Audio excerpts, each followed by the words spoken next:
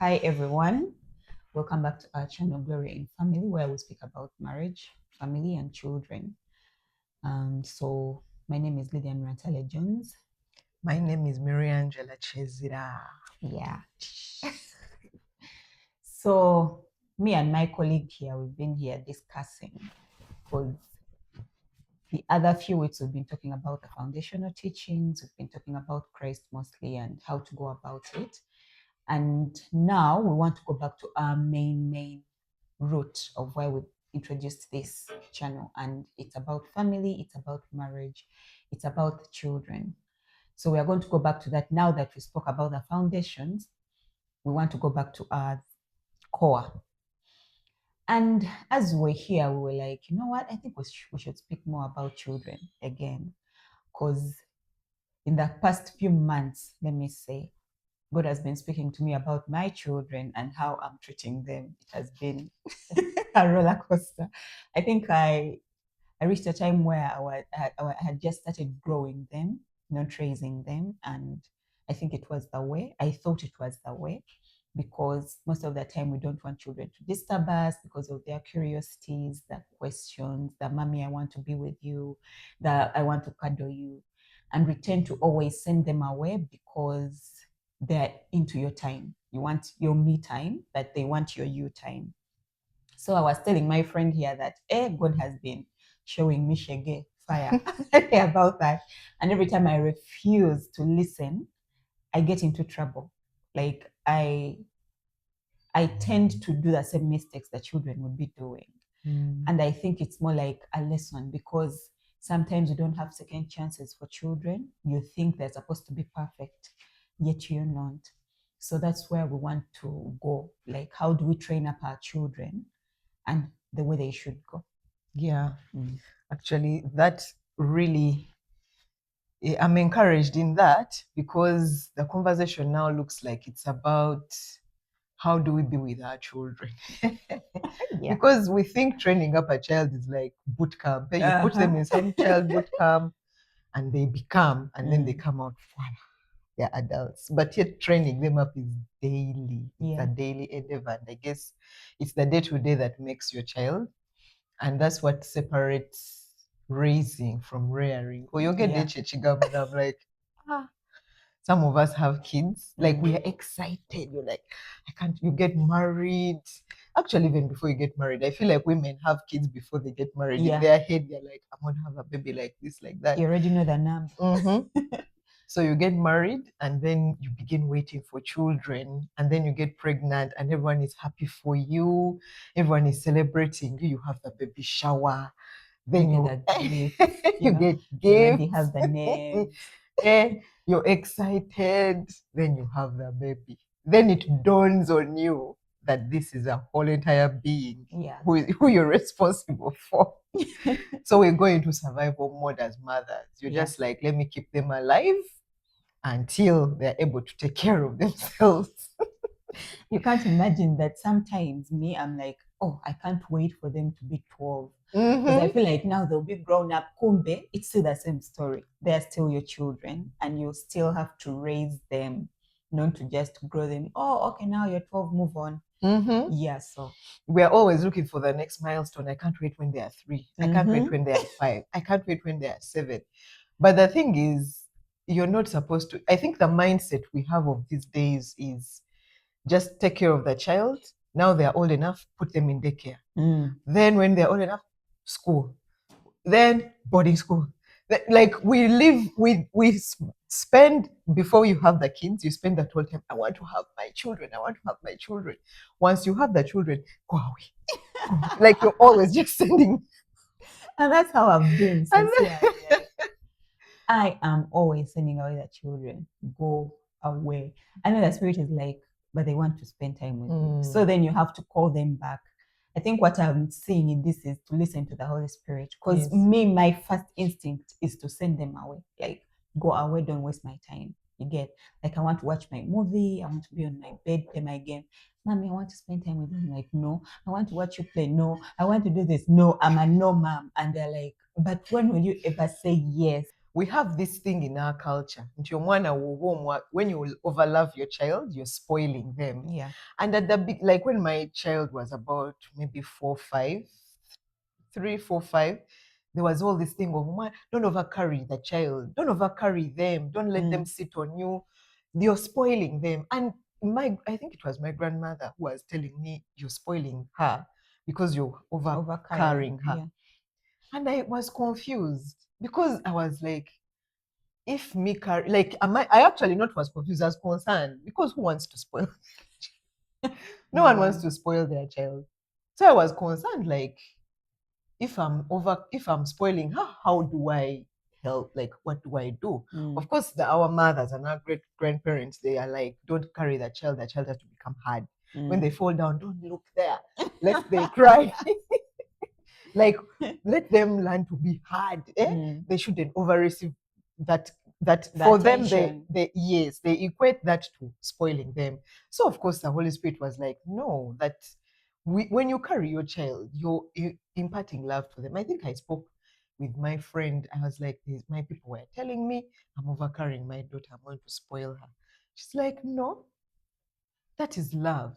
That's how they receive love. And if they don't receive love, then how are they going to be? Because for us, we think rejection, and I'll call it rejection. You think when you're pushing them away, you're making them hard and strong. Actually, you're rejecting them. Yeah, and they So, feel it. Yes, and you don't know what it's doing to them. So obviously, our grandparents and our great grandparents, their mothers push them away, so they think that's the way. But you just end up having a hard-hearted child.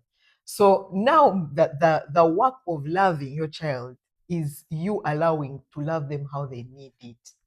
If they're like, I want to carry me, carry them. Yeah. So this friend of mine was like, you're not spoiling her. You carry her when she needs to be carried, be with her when she needs to be, like, spend time with her. Of course, in our fellowship, where we fellowship, they're always telling us, stop shouting at the children. Yeah. Don't shout at your kids. Yet it's default in our culture here in Africa. Shouting is the way. You let your voice be heard. And yet when they grow up, they also get used to shouting at each other. Exactly. And then we want to tell them, stop shouting at your sibling. Kumbe, it's us who are actually treating them like that. Because I realize that the way I speak to my children is the way they speak to each other. Now I have to break that because I've been shouting, sending them away. They can't be with each other because that's not what I've shown them. I'm only showing them to go away. So when the brother comes to the sister is like, Mommy, this one is disturbing me. But I'm like, and I'm looking at them. His sincere way is he wants to play with her. But because I'm sending them away, she also thinks the brother is not supposed to be with her. You get? And the brother is like, but I'm trying to play with her. But he's just this.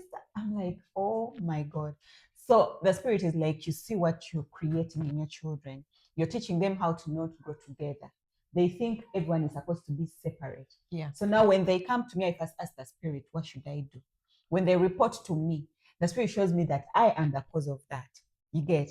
Like, you have caused this, so find a way of like making it work. Like, make them play together, sit with them, don't send them away, speak to them, tell them stories. And I'm like, that's too much. I mean, you know what the problem is? They are encroaching on your flesh time, your default setting. Exactly. Because before you were a mother, you were your own person, independent. No one was there, like, even when you were pregnant, even though your pregnancy was so bad, you still were in control of your life. Now you have to lay your life down for this person, and it's not your natural way. So being a mother doesn't come naturally to you as a mother. And I think I said this to encourage you, any mother who is feeling like, am I even doing like the right thing? It doesn't come naturally. The natural you wants to send your kids away, wants to be free because that's where you came from. But now, how you're talking about, the Holy Spirit will always tell you, no, you listen to your child.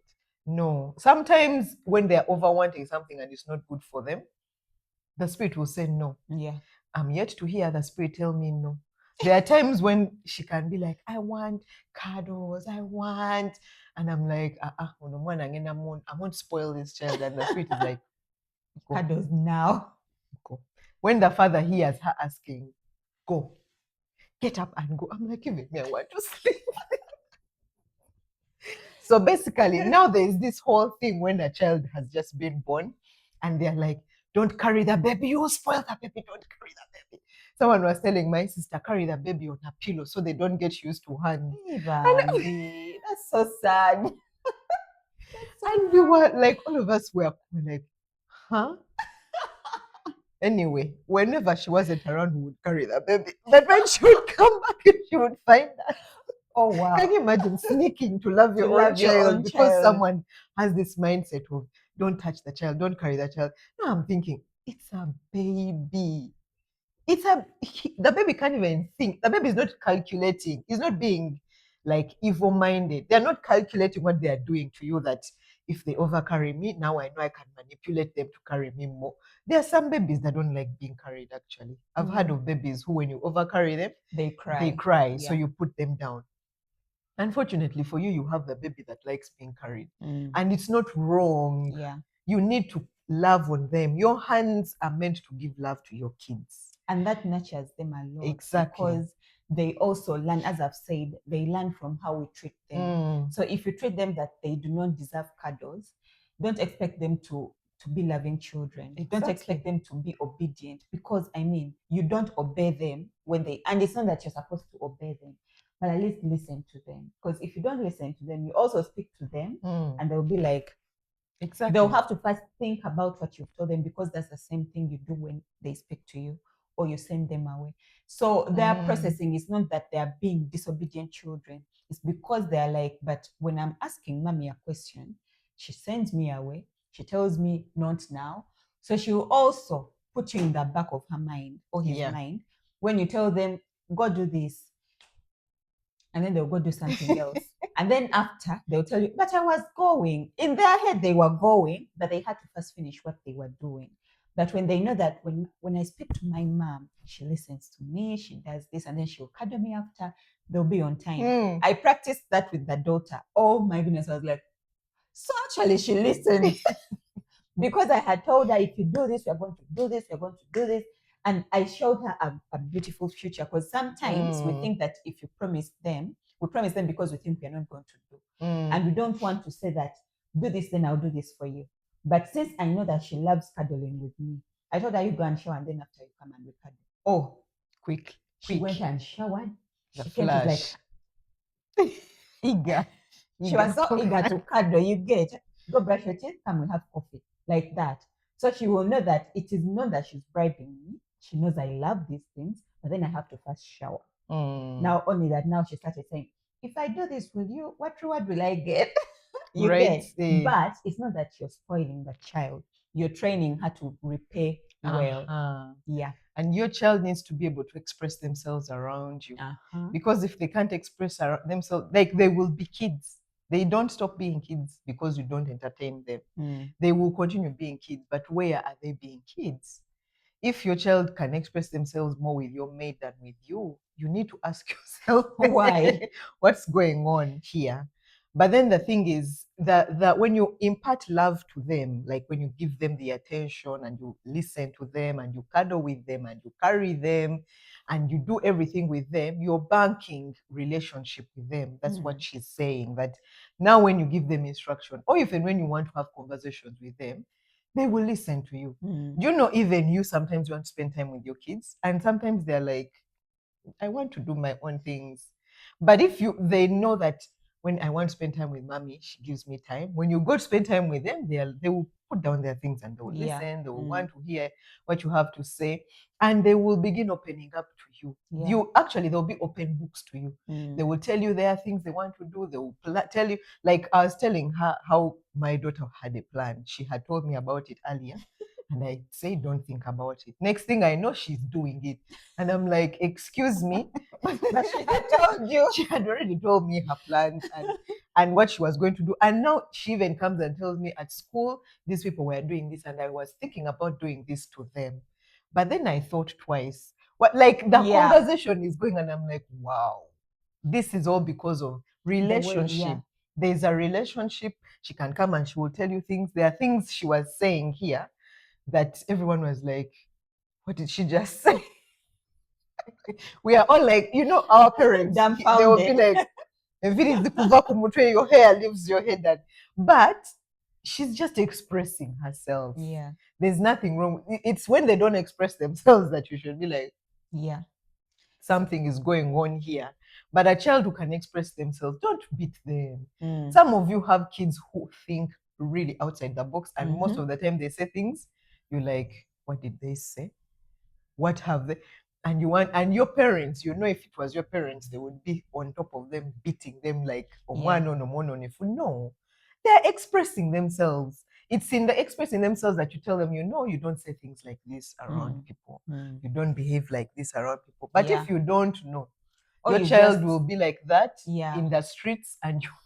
Or if you just shout at them because they've done it, they Mm. won't know the importance of it, or Yeah. the diversity, the effect, let me say, of it. Because mommy, she always shouts, so maybe it's another so one they of will her not rants. know. Yeah. They will not know when it is serious and when it is not. They'll just look at you. Kids are funny. When they're not thinking, they'll just look at you and they're loading in their head. Why is she screaming? Why is she like this? It was something small, blah, blah, blah, blah, blah. And so when it is something that is very important, they're still going to look at you. Yeah. Because you are in the same element every time, every day with them. And And yeah. I'm speaking this out of experience because I have experienced this the past couple of months. Like, seriously, I decided to neglect my children deliberately, like choosing. I'm like, they're over disturbing me. After all, they have their father. So moving on, you get. But then not realizing that I was affecting the relationship. So when I tell my son, go and sleep, he will tell me, I'm going to my father. Sincerely, he doesn't listen. He will just go, and he's just 9. He will go to his dad and he will be there until his dad tells him, okay, what did mommy say? Then he will do what his father has said, because the father takes time to listen to him, to spend time with him, to watch stuff with him. Yet me, I'm just sending him away. Yeah. The only thing I'm doing is go do this, go away, don't talk to me, stop asking me questions. So he doesn't have that freedom with me. Yes. That even when I tell him something, he will just walk away, or he will tell me, but daddy said this. Right. You get. But then when daddy hears me say something now, he will say, what did your mother say? Because now there is a change also in my heart. So it's more of spend a lot of time with your children, listen to them, and as you have said, let them be expressional. Like, don't beat them because they have said a certain word. Sometimes they hear those words from us, by the way. Just tell them, that's not your word to say. Yeah. You get, like, I'm sorry I said it, but it's not yours. Yeah. So it's more of understanding the children. Yeah. Now I want to switch gears and take it core in the Bible, because what we are saying is like, oh, okay, fine. But the proverb says that the mother, listen to the teachings of your mother, listen to the commandments of your father. Yeah. So meaning, as a mother, you're supposed to be teaching your child. And as a father, you're supposed to give commandments which become teachings for the mother. Teaching also always happens in the day-to-day. Like you realize that it's in the daily that you're teaching them every moment. It's not like you get them in the morning, teach them, then you go away for 7 hours, then you come back in the evening and you continue. No, that's not how kids learn. Yeah. Now, Solomon and David are a very good example of being taught. Yeah. His mother Bathsheba taught him, but his father also spent time with him, because Solomon is the one who says his father told him that the first Proverbs from 1 up to 10 are full of instructions of his father and his mother. And that shows you how Solomon came out. He was a child who was loved, he was a child who was told, he was given everything he needed, and he became who he eventually became. Yeah. Now, we don't know what happened with Rehoboam. It was a different story. Because Rehoboam didn't turn out to be like his father. And we don't know the gap, so I'm not going to Kusala Bigambo on Rehoboam's mother and his father. But the thing is, one, we know Rehoboam's mother, she was not an Israelite. It was a woman from, she was an Ammonites, those people who were around. So already that is So basically what we are trying to say, mothers and fathers, because sometimes it's not just the mother, sometimes the father comes home and he's like, it's daddy's me time. Daddy has come from work. He's tired. You must leave daddy alone. And we understand, daddy, you've worked so hard. But your kids, they love being with you. I think Yeah. the way kids think, we don't think the way kids No, think. we don't. And so we don't understand when they see you and they're excited and they want to be around you. Yeah. And because they are kids, they suck energy out of you just by being around you. They're just, Their excitement, their I don't know what's going on in the world. yeah. So Yeah. they will want attention. They Yeah. will want to hear from you. They'll want to spend time with you, ask questions, Mhm. all the 1,000 questions. I think one thing I would advise is if your child is looking for an answer, they will find it. Mhm. Where do you want them to find that answer? Do you Oh, want them to find it on the internet, which has many kinds of answers? Do you want to find from their friends who have gotten the answers from God knows where? and different upbringings. Yes. Do you want them to find those answers with your workers? Mhm. Who don't know how you're raising your children. Yeah. So you count the cost. Yeah. Count the cost and remember this conversation started from you were dying for a child. Yeah. Eh? And you Some got the of you child. even prayed and fasted. Mm. Some of you got the child and you were excited. You got gifts for the child. Everyone is like, she's a mama, he's a papa. Please, it doesn't end there. Yeah, it doesn't. You have to continuously lay your life down and give your time to your child. And let me tell you, there's a reward. Mm. Me, when I see how I relate with my daughter, I enjoy spending time with her. Like, it doesn't seen disturb that. me anymore. Like, we have fun, we laugh, we talk, we tease each other. We are like two peas in a pod. Of course, there are moments where it's like, Mm. but those moments are few and far between. A lot of the time, the thing that is wrong, Mm. it's a conversation issue. Like, okay, Yeah. this thing you've done, nedda tetugenda kweyongera bwe tuti.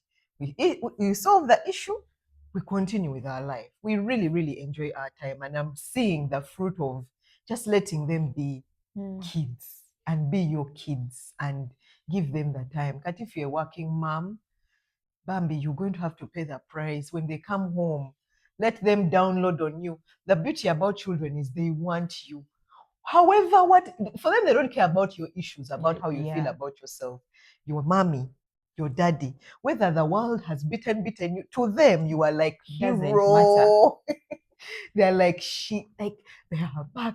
Ooh, there's that video of Kevin Hart was making a joke about his kids when they would be in the window when he comes home and they're excited and he's sitting in the car like, oh goodness, I don't know if I'm ready. Gayagala kusooka yeekweka emmotoka, but the kids see him and they're in the window. That is bad. That's how they are. They don't care what you've gone through in the world. And they'll never know until they grow up. Exactly. So, yeah. Well, you still have the time. Raise them. Don't rear them. Don't grow them. Raise the children. Spend time with them. Understand them. And yeah, life will be hard, but with them in it, they are angels. Amen. Yeah. Thank you so much for watching. Hope you enjoyed the video. Have a good day. Bye.